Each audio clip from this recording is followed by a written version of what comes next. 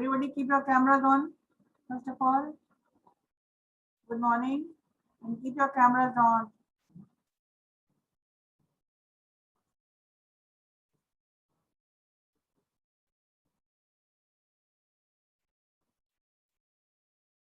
Everybody keep your cameras on.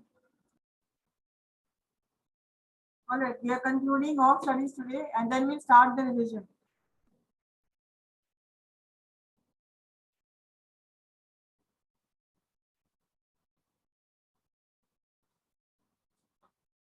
So in the last class, we saw that if a person is unable to concentrate, किसी को अगर concentration problem है, तो उसको पढ़ना चाहिए mathematics. Somebody who is not able to concentrate should study mathematics. To focus is wavering mind. Wavering का मतलब बताया था हमने, अगर मन भटकता है, concentration नहीं है, तो फिर उसको the person should study mathematics. In mathematics, a slight loss of concentration leads to grave error. और मैथ में थोड़ा सा भी concentration गड़बड़ हो जाता है तो बहुत ज्यादा एरर हो जाता है और कुछ का कुछ एक जीरो ज्यादा हो गया, एक जीरो कम हो गया, तो anything can happen. Grave error मतलब serious error. Grave error, serious error. This makes the man to start all over again to do it. और अगर थोड़ी सी भी एक भी गलती हो जाती है तो फिर उसको वापस जा करके और फिर से करना पड़ जाता है. तो पेशेंस भी है, कंसंट्रेशन भी हो जाता है. So if you are not able to concentrate, math solve करिए. वेवरिंग का मतलब होता है भटकना. ग्रेव का मतलब होता है ग्रेव एरर, मतलब कि बहुत सीरियस एरर हो जाता है. This makes the man to start all over again. और फिर किसी इंसान को दोबारा फिर से शुरू से स्टार्ट करना पड़ जाता है. Thus, studying mathematics restrain the mind from darting off elsewhere. Darting का मतलब होता है भटकना. Wavering भी वही बात है. Darting is the same thing.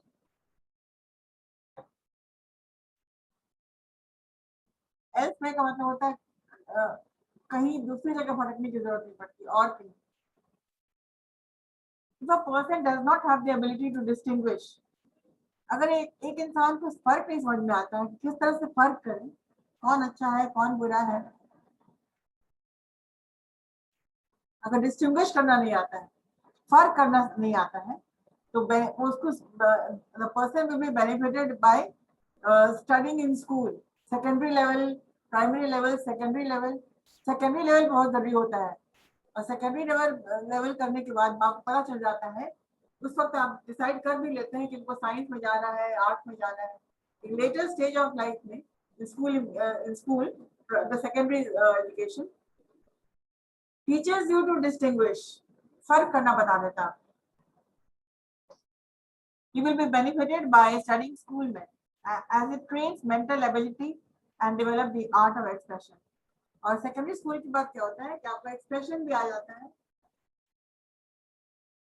जो आप करना चाहते हैं, जो आप कहना चाहते हैं, वो आप बिल्कुल से कह सकते हैं. और दैट इज व्हाई ये कह रहे हैं कि सेकेंडरी लेवल एजुकेशन स्टडीज में बहुत ज्यादा important. So if a person is unable to say facts and manipulate them to put across his views convincingly, studying law will help him. और एक इंसान को जो अपनी बात को सामने रख पाने में मुश्किल होती है, जैसे कि कुछ पॉइंट बताना है, कुछ कन्विंस करना किसी को, ऐसे लोगों को अगर प्रॉब्लम होता है तो ऐसे लोगों को लॉ पढ़ने से क्या होगा, फायदा होगा. स्टडी लॉ से क्या होता है, कम्युनिकेशन आपकी सही हो जाती है और अपनी बात को कन्विंसिंगली किसी के सामने आप रख सकते हैं. Studying law will help them. Thus, every deficiency of the mind can be addressed by appropriate training. तो हर तरह की डिसेबिलिटी और डिफिशियंसी को पढ़ने का एकमात्र तरीका है, हर सब्जेक्ट आपको अलग चीज से ट्रेन करता है. एक और कैसे मिस हो गया?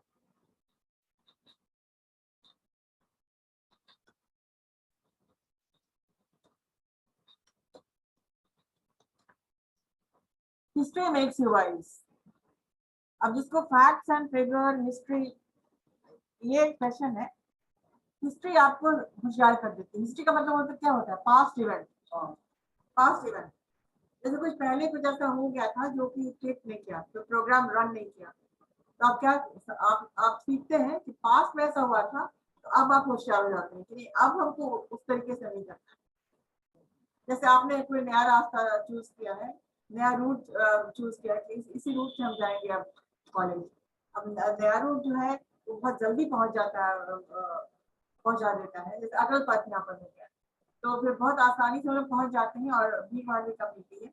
तो हिस्ट्री से ना, हम आया करते थे राजापुर होकर के, तो वो बहुत ही भीड़ भाड़ का रास्ता है, और वहां से होके जाना होता था, पाटलिपुत्र पहुंचना होता था, तो करीब 45 मिनट हमको लग जाता था। हमने अटल पथ जाना शुरू किया है, तो उसको बिल्कुल हाफ द टाइम में हम पहुंच जाते हैं। इससे क्या हुआ, फिर हिस्ट्री से क्या होता है, पास्ट में ऐसे होता था, तो हम लोग होशियारी दिखाते हैं, नहीं मैं इधर से नहीं जाएंगे, टाइम का बहुत वेस्टेज है। तो हिस्ट्री मेक्स यू वाइज। कोई भी आप काम करते हैं, दूसरों, अपनी भी और दूसरे की भी। उसने ऐसे किया था, उसके साथ भी हो गया, उसने ऐसा किया था, उसके साथ अच्छा हुआ, मैं भी वही करूंगा। तो किसी दूसरे से भी सीखते हैं आप।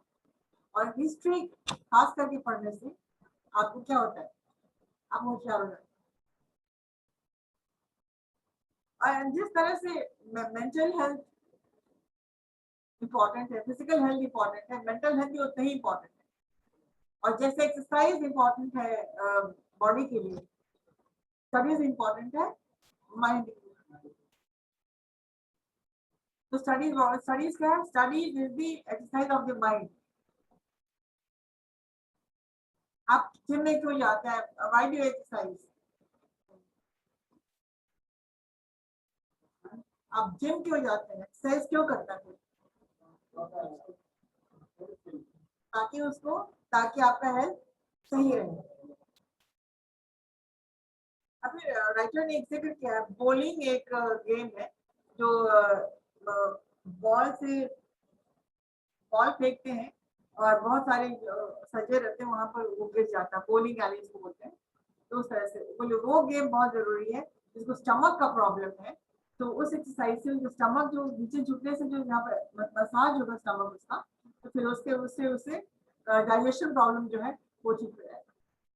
तो तरह तरह के एक्सरसाइज के बारे में और तरह तरह के गेम्स के बारे में भी क्या कहा गया है। जैसे बैडमिंटन खेलना है, तो जिसको प्रॉब्लम्स है, हाथ का प्रॉब्लम है, और एक्सरसाइज नहीं हो पा रहा है, और anything with problem with the hand, जैसे को फ्रोजन शोल्डर हो गया, उनको कहा जाता है कि आप टेनिस खेलिए, रिस्ट को आपको मजबूत करना है, तो आप टेनिस खेलिए, क्रिकेट खेलिए। तो there are exercises, different sports के लिए डिफरेंट एक्सरसाइजेस हैं। आपको माइंड शार्पन करना, आप चेस खेलिए। तो ये सब चीजें भी राइटर ने बताया है। किस गेम से, जैसे जैसे कौन सी सब्जेक्ट से क्या फायदा होता है। और किसी को कम्युनिकेशन स्किल का, पोएट्री जो लिखता है, पोएट्री जो पढ़ता है, उसकी कम्युनिकेशन स्किल उसकी स्ट्रांग हो जाती है। जैसे आप लिटरेचर पढ़ रहे हैं, लिटरेचर पढ़ने वालों की क्या होती है, एक्सप्रेशन और कम्युनिकेशन सही हो जाता है। ये भी इसमें जिक्र नहीं था, हम आपको बताया। पोएट्री पढ़ने से एक्सप्रेशंस में एक्सप्रेशन एनहांस होता है, और आप बेटर कम्युनिकेट कर पाते हैं। पूरी तरह से वेरियस स्पोर्ट्स, चेस खेलने से माइंड शार्प होता है, कंसंट्रेशन आता है। जो अपनी बात कह नहीं पाते वो लॉ पढ़े, प्रॉब्लम में तो मैथ्स पढ़े। और हिस्ट्री पढ़ने से क्या होता है, हिस्ट्री की चीजें पढ़ने से क्या होता है, हिस्ट्री मेक्स यू वाइज। उसी तरह से स्पोर्ट्स, वेरियस स्पोर्ट्स डिफरेंट तरीके से आपको मदद करता है, फिजिकली मदद करता है। किसी को पैर का प्रॉब्लम है, पैर में वीकनेस है, या डाइजेशन प्रॉब्लम है, उनको वॉकिंग के लिए कहा गया है, So various exercise for various health problems. Similarly, various subjects solve all your the problems of your mind. Thus, every deficiency of the mind can be addressed by appropriate training. और इसी तरह से हर deficiency को हर कमी को आप पूरा कर सकते हैं. You can do it only by studies, only by reading. और एक और जिक्र इसमें जो नहीं है वो हम कर देते हैं. आपको शायद याद रहेगा, आप लिख लीजिएगा तो आपको शायद भूल जाइएगा.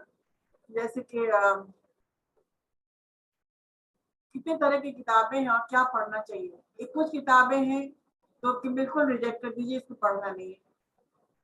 कुछ किताबें कि चलिए ऊपर ऊपर से जैसे मैगजीन वगैरह है, कहानी की किताब है, स्टोरी बुक्स है, उसको पढ़िए, इतना सीरियसली मत पढ़िए. हाँ बस पढ़ लीजिए, no problem.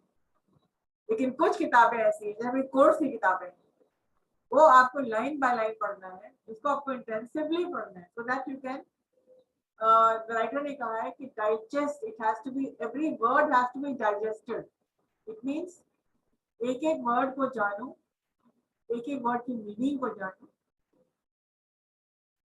Right? And finally, he says that just as sports is exercise is important for the body, so various subjects and studies is the exercise of the mind. आपका all subjects.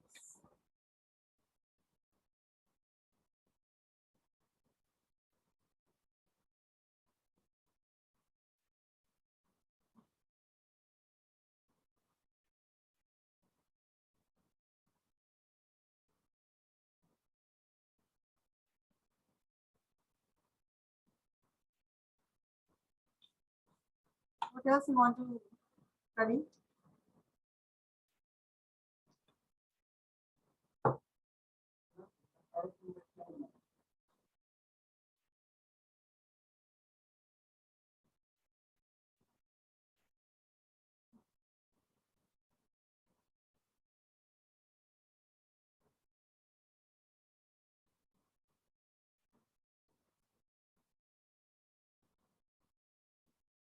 Parrot in the Cage is written by Mulk Raj Anand.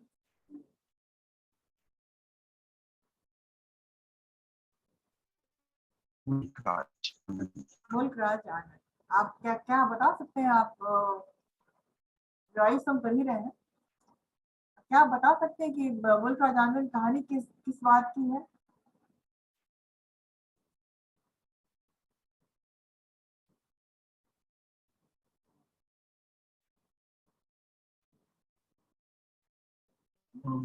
Parrot in the cage.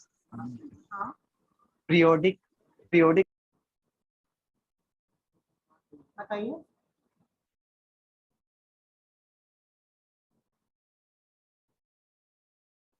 बताइए, parrot in the cage किस बारे में कहानी है? Revising कर किया जा रहा है, तो आप बताइए पहले. हम तो कराएंगे ही, लेकिन पहले आप थोड़ा जान तो लें कि आप कितना आप जान रहे हैं इसके बारे में.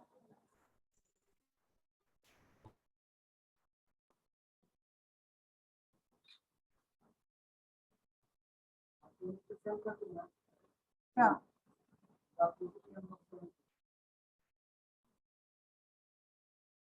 पैरट इन द केज का पीपीटी अब दिखा रहे हैं आपको, नेक्स्ट सेशन में करेंगे इसको.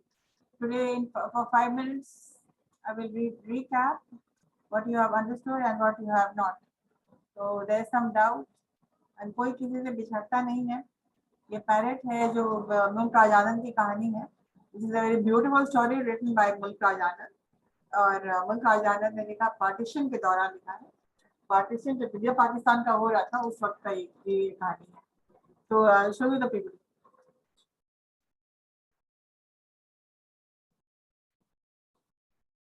Parrot in the Cage. It is a short story by Mulk Raj Anand. Parrot in the Cage. ये जो picture जो in the slide you see an old woman. She is Rukmini. This old woman is Rukmini, and this is her parrot, a pet parrot. the old woman, the old woman is living in Lahore.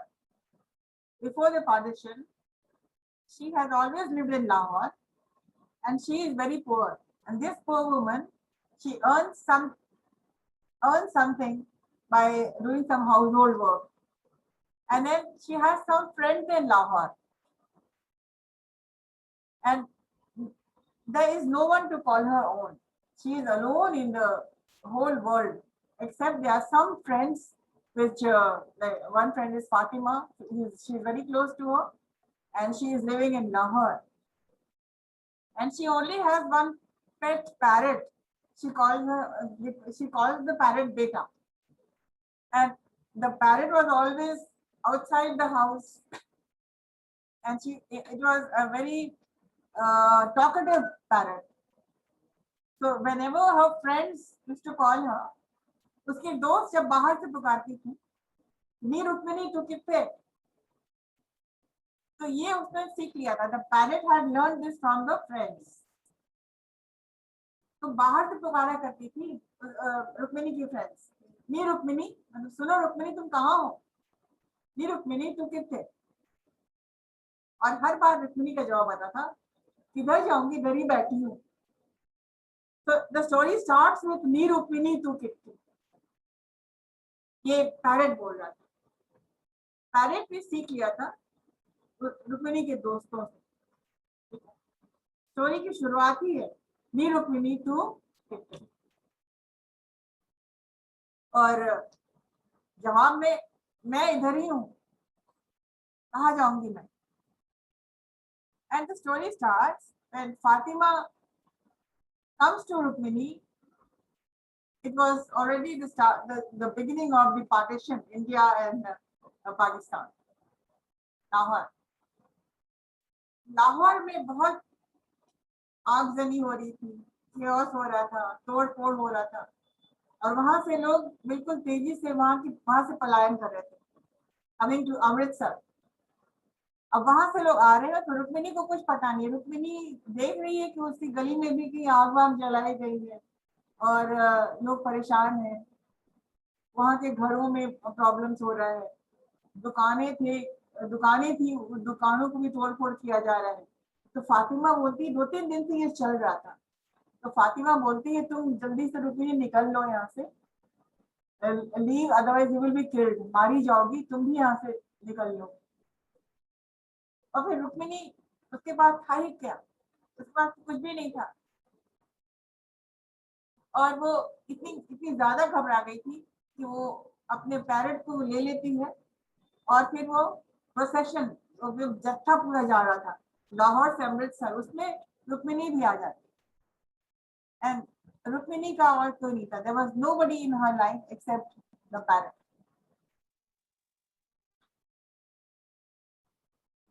मुल्क राज आनंद है, he is the greatest short story writer, और इन्होंने इसलिए भी लिखा है, ये दो राइटर्स बहुत तरह के होते हैं. एक राइटर्स वो होते हैं वो जो कि कॉल टू एक्शन, मतलब उनकी कहानियां सच्चाई पे आधारित हुआ करती.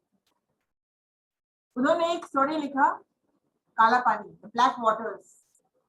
ब्लैक वाटर्स क्या था? ब्लैक वाटर ऐसी कहानी उन्होंने लिखी कि इनकी जो सिस्टर थी, उन्होंने किसी मुस्लिम के साथ बैठ के, अदर कम्युनिटी के साथ बैठ के खाना खा लिया था, और उसके बाद से उसको बिल्कुल से इतना टॉर्चर किया गया था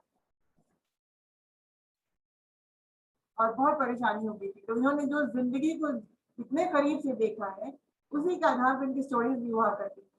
तो मुल्क राज आनंद was one person who saw what was happening, और उसी से उन्होंने एक कैरेक्टर उठा लिया रुक्मिनी का.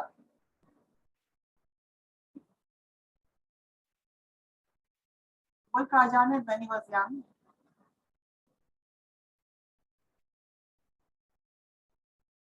is born in Peshawar. Anand studied at Khalsa College, Amritsar, graduating with honors in 1924 before moving to England, where he attended University College London as an undergraduate, and later Cambridge University, earning a PhD in philosophy in 1929. So नी रुक्मिणी तू कितने, ये opening line इसका है. Her only companion and hope. Rukmini का बस वो एक only companion था और एक only उम्मीद था, वो कौन सा, उसका the parrot. Rukmini and her pet parrot and their love. And Rukmini was also very fond. उसको बेटा कहती थी and she was very fond of the parrot. अब यहाँ रुक्मिणी any real picture है उस वक्त का, इसमें रुक्मिणी लिविंग लाहौर. अब जितने भी लोग थे सब अपना सामान सिर पे लेके जैसे तैसे करके वो लोग अपनी जान बचाने के लिए वो लोग they are leaving Lahore. Because the India-Pakistan partition, so you see people आखिरी बार एक दूसरे से गले मिल रहे हैं और जा रहे हैं. इंडिया एंड पाकिस्तान का देख रहे, फ्लैग देख रहे हैं, इंडिया एंड पाकिस्तान पार्टीशन. ये लाहौर कॉन्फ्रेंस का सीन है. बहुत कुछ हुआ था, बहुत कुछ लोगों ने देखा, बहुत लोगों की जाने भी गई इसमें. अपने रेफ्यूजीज अराइविंग एट अमृतसर, और किसी तरह से ये लोग भूखे प्यासे चलते चलते वो लोग अमृतसर पे आए थे. और फिर पेपर में निकला था 90,000 रेफ्यूजीज इन 25 न्यू कॉलोनीज. मतलब इतने लोगों को बसाया जाएगा. 90,000 रेफ्यूजीज इन 25 न्यू कॉलोनीज, जो वहां से लोग लाहौर से जो आ रहे हैं India. Plan to provide permanent accommodation. तो this was the government of India, जो कि पेपर में ये आया था. एंड कुछ उम्मीद बनी थी लोगों को, हम लोगों को रहने की जगह और हम लोग को मदद मिलेगी वहां पर. हेल्पलेस पीपल रेंडर्ड होमलेस, और बहुत सारे लोग हैं जो कि अपना सब कुछ छोड़ के, अपनी बिजनेस छोड़ के, अपना हर चीज लाहौर में छोड़ कर और बिल्कुल खाली हाथ आ रहे थे. और जो भी बहुत लोगों के पास था वो भी, जैसे मकान कहाँ ले जाते, बहुत सारी प्रॉपर्टी ऐसी थी, कहाँ ले जाते, तो वही छोड़ के लोग आ रहे थे. हेल्पलेस पीपल, बिल्कुल लाचार, और जो पीपल थे वो लोग रेंडर्ड होमलेस, मतलब वो लोग बेघर हो गए. पीपल जो कि हेल्पलेस थे, जो कि बेचारे लोग हेल्पलेस, जिनको कोई कुछ समझ में नहीं आता कहाँ जाना है, वो लोग बेघर हो.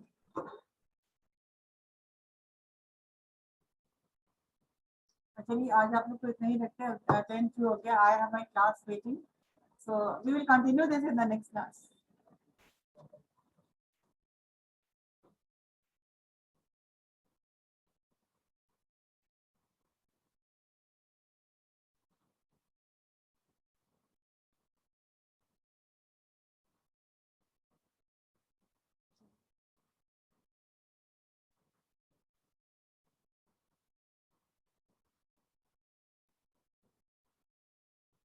इसको हम लोग कंटिन्यू करेंगे नेक्स्ट क्लास में. तो आपने देखा शुरुआत, देखा, did you see the beginning how it all started. कुछ भी कंफ्यूजन आपके दिमाग में है कि कोई पैरेट सेपरेट हो, कोई पैरेट सेपरेट नहीं होता. Parrot was always with Rukmini, और पूरे रास्ते पर वो बोलती आ रही थी, नहीं रुक्मिणी तू कितने, और हर बार जवाब यही मिलता था, किधर जाऊंगी, इधर ही बैठी हूँ. They were speaking Punjabi. All right, students, that's it for today. And if, from the next class, keep your cameras on, otherwise you will be OUT.